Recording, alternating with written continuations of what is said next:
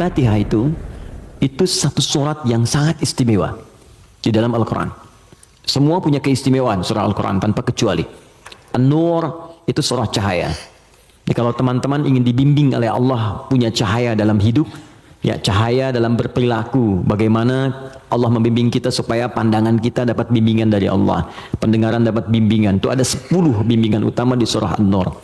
Ada cahaya di alam kubur, itu surah Al-Mulk. Orang yang biasa senang baca surah Al-Mulk, nanti itu diberikan cahaya ketika dia masuk di alam kuburnya. Silahkan kalau nggak percaya buktikan aja di Al-Mulk, nanti saat masuk ke alam kubur akan terasa gitu. Kemudian ada lagi yang saat di hari kiamat, surah Al-Baqarah dengan Ali Imran. Al-Baqarah, Ali Imran itu spesial, dia bisa jadi pelindung saat ketegangan hisab. Ada yang suasana tegang, orang udah nggak peduli, yang penting pengen dihisab aja. Ya, nanti ada 7 golongan santai aja, tapi di tenda besar.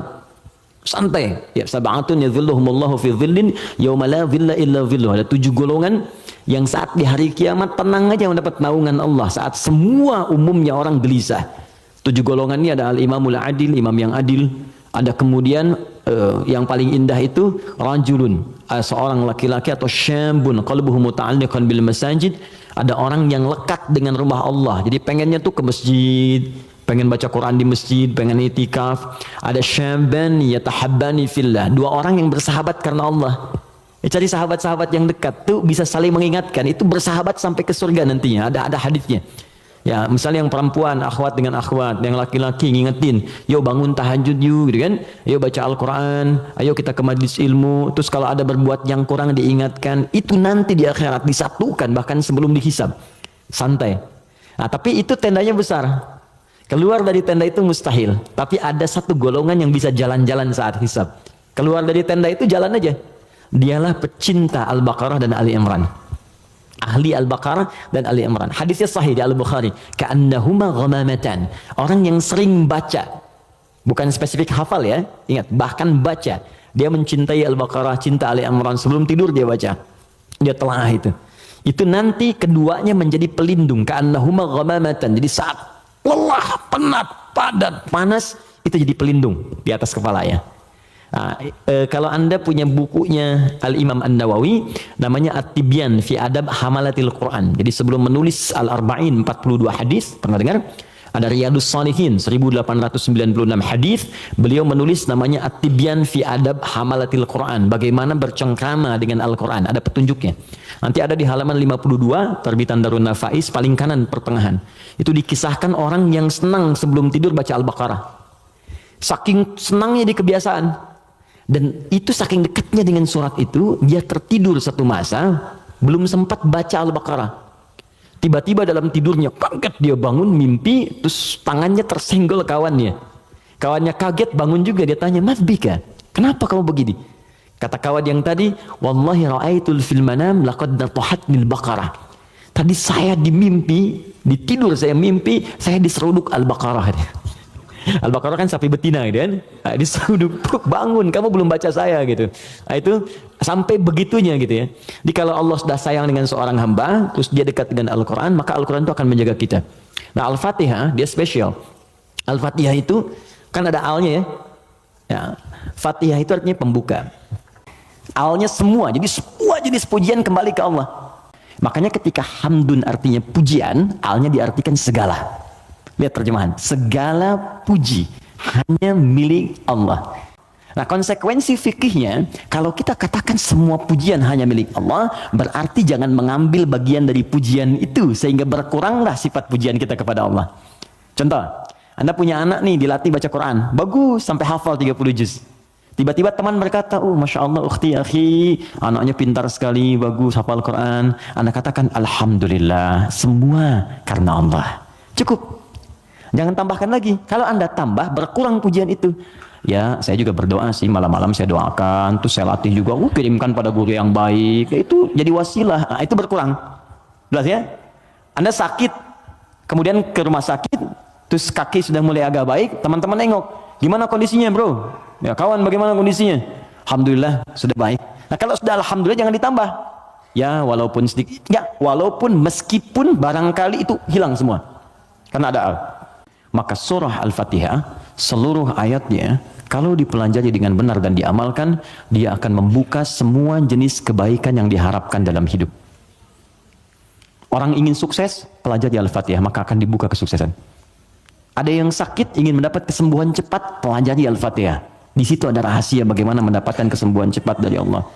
Orang ingin rezeki, ingin ilmu, pelajari Al-Fatihah. Maka di situ ada nilai-nilai kebaikan yang cepat dibuka. Makanya satu-satunya surah dalam Al-Quran yang banyak namanya sesuai dengan objek kebaikannya hanya Al-Fatihah.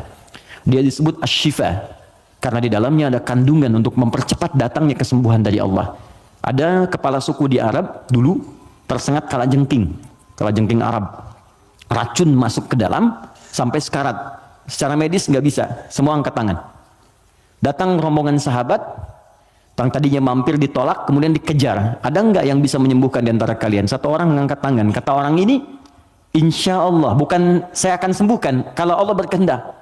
Dibawa orang ini, kemudian menghadap pada kepala suku tadi, dilihat kondisinya, dibacakan Al-Fatihah. Hanya sekali baca. Tidak diulang, tanpa wasilah apapun, begitu dibacakan, selesai baca, sembuh orangnya. Nah ini pembuka semua jenis, makanya dalam setiap keadaan seringkali dibaca Al-Fatihah, Fatihah, Al-Fatihah. Tapi persoalannya, kok orang dulu bisa sekali baca sembuh, orang sekarang ratusan ribuan kali nggak sembuh-sembuh gitu. Persoalannya apa? Nah, rahasia Al-Fatihah ada di ayat kelimanya. Ini yang mau saya sampaikan, ini hadis qudsi di sini.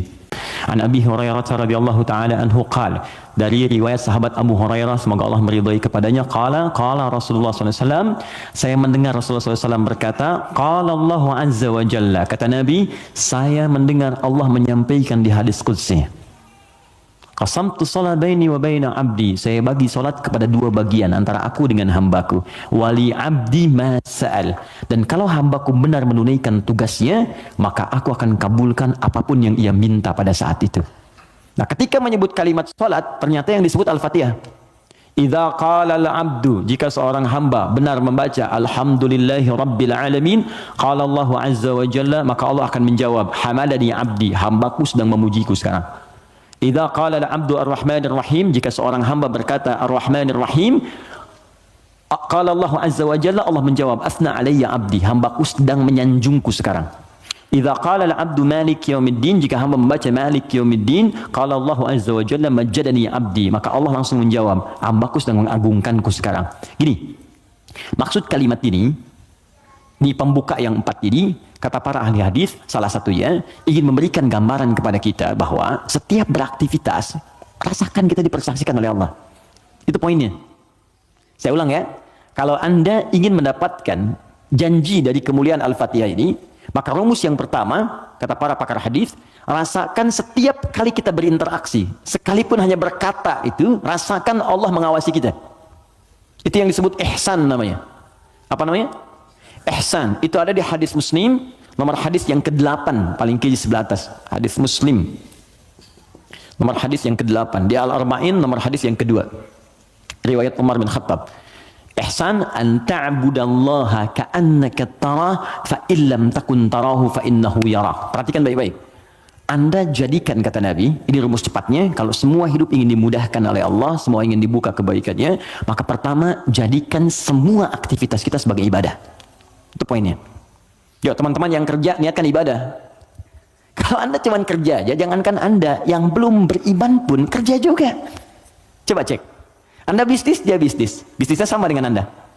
Anda kerja, dia kerja. Kerjanya sama dengan Anda. Di kantor yang sama, jamnya sama, pekerjaannya sama. Dia belum beriman, Anda beriman. Pertanyaan saya, yang membedakan iman Anda dengan dia yang belum beriman apa? Maka kata Nabi, mesti ada bedanya. Bedanya itu adalah, jadikan pekerjaan kita diniatkan ibadah. Itu poinnya. Makanya setiap pekerjaan kita itu pasti melekat doa di dalamnya untuk menjadikan pekerjaan jadi ibadah. Silahkan cek. Cuma dalam Islam ya, dan kita hormati yang lain. Oke, jangan mencela, jangan apapun, kita hormati, tapi kita yakini untuk menunjukkan Islam itu agama yang benar. Cuma dalam Islam yang seluruh aktivitasnya bersanding dengan doa. Dari bangun tidur sampai tidur lagi. Coba lihat, bangun tidur kita ada doanya nggak? Ada. Cek. Yang lain tidak. Bangun tidur kita ada doa. Makan ada doanya? Ada. Minum? Ada. Berpakaian? Ada. Bahkan maaf ya, urusan ke toilet pun ada doanya. Bahkan kakinya diatur. Masuk toilet kaki? kiri, keluar kanan. Beda dengan ke masjid, masuk masjid kaki kanan, keluar kiri. Doa masuk keluar beda. Tuh, bekerja ada doanya. Even kita tidak tahu doanya pun, kata Nabi cukupkan dengan kalimat Bismillahirrahmanirrahim. Kullu amrin zibalin la yubda'u fihi bismillahirrahmanirrahim fahuwa abtar. Setiap perbuatan baik yang tidak diiringkan kalimat Allah di dalamnya, minimal Bismillahirrahmanirrahim. Paling singkat Bismillah. Minum Bismillah, makan Bismillah, ya bekerja Bismillah. Itu kalau kita nggak ungkapkan itu mohon maaf, nilai ibadahnya hilang. Ya. Nah, apa manfaat menjadikan aktivitas kita ibadah? Di antara manfaatnya, kalau kita menjadikan itu ibadah dan kita merasa disertai, diawasi oleh Allah, maka mustahil Anda akan mengerjakan yang buruk dalam hidup. Mustahil. Ini ada minuman ditawarkan pada Anda. Dan Anda merasa saat akan minum ini, Allah mengawasi kita. Maka mustahil Anda akan menyentuh minuman yang tidak disukai oleh Allah. Mustahil. Demi Allah saya katakan. Nggak akan pernah Anda minum minuman yang dilarang, bahkan mengucapkan kalimat Bismillah. Udah minum aja dulu whiskinya pakai Bismillah biar dosanya kurang dikit. Nggak bisa. Mustahil. Nggak akan Anda sentuh. Pekerjaan juga begitu. Ya, kaki, tangan, teman-teman yang tugas di dewan, nggak akan nyusun anggaran macam-macam. Kenapa? Karena merasa Allah lihat. Nggak mungkin Anda tanda tangan sesuatu, sementara Anda merasa disaksikan Allah. Dan Anda tanda tangan pada yang buruk, mustahil. Wah, tapi kan fee-nya besar nih proyeknya. Allah menyaksikan kita. Atau saya istikharah dulu deh biar benar. Jelas ya? Nah, kalau kita merasa disaksikan Allah, kemudian kita berada di track yang benar untuk mengerjakan kebaikan, jadi dari mulai kepala sampai kaki itu semua baik. Melihat baik, karena takut begitu melihat yang salah, Allah lihat nih, malu. Mendengar baik, melangkah baik. Ketika kebaikan ini dijaga, maka terbukalah semua pintu kebaikan. Ini maksudnya. Maka ketika Anda jadikan ibadah, maka perhatikan kalimatnya. Idza qala al-'abdu, ketika hamba sampai pada kalimat iyyaka na'budu. Ya Allah, kepadamu saja, untukmu saja. Perhatikan cara menerjemahkannya. Kami beribadah. Maksudnya kami jadikan semua aktivitas kami sebagai ibadah hanya kepadamu saja. Salat kami hanya untukmu. Puasa kami hanya untukmu. Bekerja pun kami niatkan mendapat ridhamu. Tidur pun kami niatkan mendapat ridhamu. Makanya sebelum tidur kita ada doanya. Kan? Jika Anda benar mengucapkan kalimat ini, iyyaka na'budu, dan kita praktekkan dalam hidup, perhatikan. Wa iyyaka nasta'in. Ya Allah, saya seorang hamba yang pasti punya persoalan dan butuh pertolonganmu. Kalaupun saya punya masalah, pasti saya hanya akan minta kepadamu. Lihat jawabannya. Hadza baini wa baina abdi. Langsung dijawab oleh Allah tuntas. Ini perjanjian antara aku dengan hambaku. Wali abdi. Kalau hambaku benar komitmen dengan perkataannya, mengerjakan semua aktivitasnya sebagai ibadah kepadaku, masalah apapun yang dia minta, aku akan kabulkan. Hadis qudsi. Apapun yang dia minta, aku akan kabulkan. Bahkan ada orang yang belum minta sudah diberikan oleh Allah Subhanahu wa taala, bergantung pada level ibadah yang ia kerjakan. Semakin tinggi, semakin kuat. Nah, kalau Anda kumpulkan jumlah ibadah ini, ada sholat, ada puasa, Anda tingkatkan infak, baca Quran, semakin ditingkatkan semakin tinggi, maka kumpulan ibadah ini disebut takwa namanya. Apa namanya? Takwa. Karena itu ketika Quran menyebutkan kalimat takwa, pasti bersanding dengan ibadah. Coba lihat, sholat ibadah bukan? Kalimat sholat dibuka dengan takwa. Dzalikal kitabu la raiba fihi hudal lil muttaqin. Al-Baqarah ayat 2. Siapa orang takwa di sini? Ayat 3. Alladzina yu'minuna bil ghaib wa yuqimunas shalah. Oke, teman-teman, kita puasa. Puasa ditandingkan dengan takwa. Al-Baqarah ayat 183. Ya ayyuhalladzina amanu kutiba alaikumus syiyam kama kutiba alal ladzina min qablikum la'allakum tattaqun. Yang kemarin haji, semoga Allah terima hajinya. Yang umrah, semoga yang belum segera berangkat insyaAllah. Ya, yang gak cukup dengan amin, nabung, siapin schedule yang baik. Oke, sekarang lihat. Kita haji yang umrah, itu muaranya takwa. Buka Quran surah kedua, ayat 197, paling kanan sebelah atas.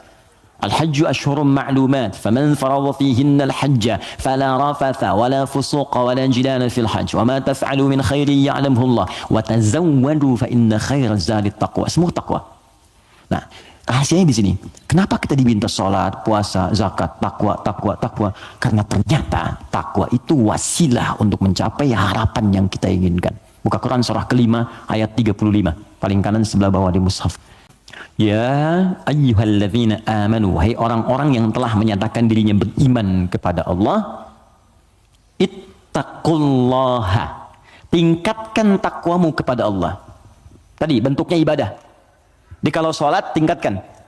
Maksud ditingkatkan di sini dari yang fardu ke sunnah, gitu kan? Dia bukan menambah bilangan yang fardu. Oh berarti besok aku subuh dari 2 jadi 4 gitu ya Ustaz. Ya saya tambah dengan yang sunnah. Yo, yang belum duha, duha, yang belum tahajud, tahajud, tambah, naik ke atas. Ya, puasa tambah, yang dari Senin tambah Kamis. Okay? Kamis, Senin, Kamis, puasa Ayyamul Bid, 3 hari di pertengahan bulan. Tambah lagi misalnya Daud, kalau kita mampu sesuai dengan kemampuan. Naik, untuk apa? Teruskan ayatnya. Wabtaghu ilaihil wasilah. Takwa itu gunakan sebagai wasilah untuk meminta kepada Allah apa yang kau harapkan. Teman-teman mau minta apa? Sukses di karir? Nyaman di rumah tangga? Anak-anak sehat? Pintar? Hafal Quran? Kalau Anda punya permohonan tertentu kata Allah, maka sebelum memohon, cari dulu wasilah takwa. Beramal dulu. Dan niatkan amalan itu untuk mewujudkan apa yang ingin Anda mohonkan tadi. Itu rumus. Makanya banyak orang yang mengerjakan ibadah itu diisi dengan doa permohonan. Puncaknya sholat. Makanya sholat disebut sholat karena banyak doa di dalamnya. Coba lihat, waktu kita diminta sholat. Mu'adzan itu pengumumannya, kan itu membuat kalimat bukan cuma sholat. Saya tanya sebentar, yang pengen sukses boleh angkat tangan siapa? Oke. Yeah, it's happening. Oke, yang pengen bahagia? Baik. Yang pengen sukses tapi nggak bahagia, pilih mana? Pilih mana? Sukses tapi nggak bahagia atau bahagia nggak sukses? Tidak ada pilihan ketiga dan nggak usah milih. Ini saya satu dulu. Oke, kalau Anda ingin keduanya, sukses dan bahagia, namanya falah di bahasa Arab. Apa namanya? Falahun. Kalau Anda genggam itu, digenggam dan nggak mau Anda lepas, maka disebut aflah namanya. Aflah. Teman-teman masih ingat setiap hari kita sholat kan?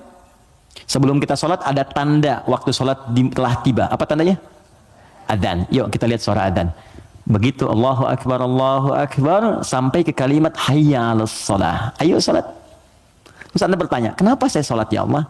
Kata Allah, saya nggak butuh sholatmu. Kamu nggak sholat pun tidak akan menurunkan statusnya sebagai Tuhan.